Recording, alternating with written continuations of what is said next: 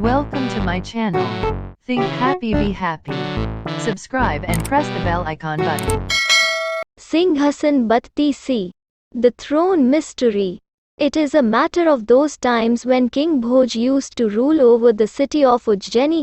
The shepherd boys of the town used to take their cattle for grazing in a nearby forest. While the cattle grazed, the boys often played games. Amongst the shepherds, there was a serene-looking boy, who after seating himself over a mound like a king, would listen to his people's problems, and would resolve them in such a way that none of the parties would have any grievances. Very soon the boy's fame grew all around.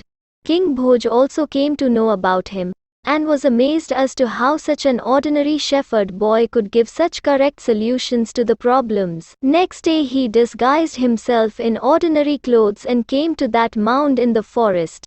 That day, the shepherd boy was the case of a Brahmin couple and a merchant. The Brahmin had alleged that the merchant had robbed him of deciding his 3 precious jewels. On the other hand, the merchant claimed that he had returned those jewels to the Brahmin in presence of 2 of the witnesses. The merchant produced a village headman as his first witness.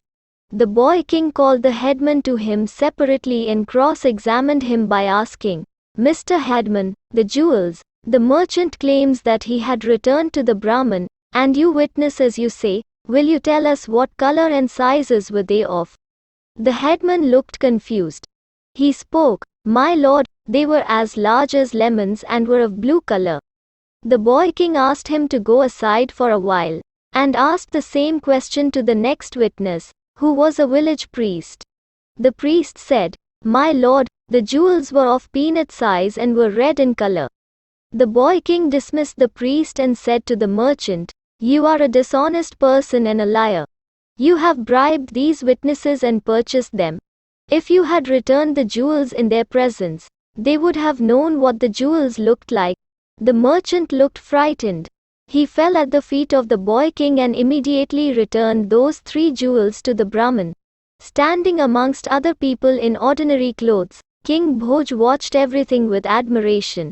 He felt that this probably was a result of some magical powers of that mound, on which the boy would seat himself and pronounce judgments. Next day, the king got the mound excavated.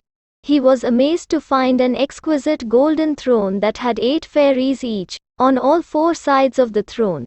Seeing the grandeur of the throne, King Bhoj brought it to his palace and decided to sit on the throne. And as he set his first step over it, there was an amazing spectacle. All the 32 fairies standing around the throne giggled mockingly at him.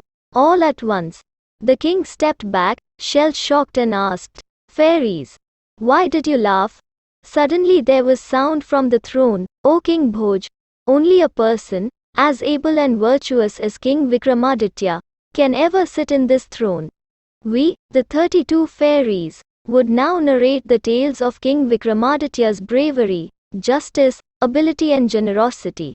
After listening to those tales, if you feel that you are as capable as King Vikramaditya, you can certainly occupy this throne, or else your kingdom will be totally ruined. All the 32 fairies then started narrating all those fascinating tales, one by one, to King Bhoj. Please subscribe my channel and encourage me to upload more videos. Like, comment, share, subscribe and press the bell icon and never miss another update.